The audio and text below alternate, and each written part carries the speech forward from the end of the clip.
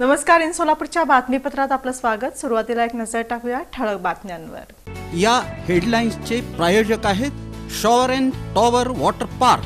या कडक उन्हाळ्यात मनोरंजनाच्या थंडगार साधनांचा आस्वाद घ्या।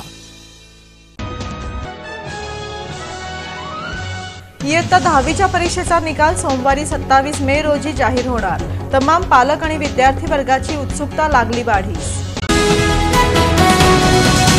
रविवारी शहरवासियांनी थाळीनाद आंदोलन करून महापालिकेचा निषेध नोंदवावा।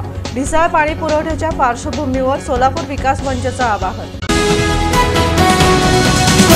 परस्परात योग्य समन्वय ठेवून आषाढी वारी यशस्वी करा। आढावा बैठकीत शासकीय यंत्रणांना जिल्हाधिकारी कुमार आशीर्वाद यांनी केलं आवाहन।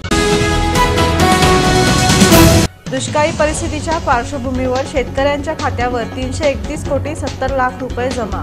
निवासी उपजिल्हाधिकारी मनीषा कुंभार यांनी दिली माहिती। आणि सोलापूर आणि माढा लोकसभा मतदारसंघाच्या मतमोजणीसाठी 672 कर्मचाऱ्यांची आवश्यकता। नियुक्त केलेल्या कर्मचाऱ्यांना मे अखेर देण्यात येणार प्रशिक्षण।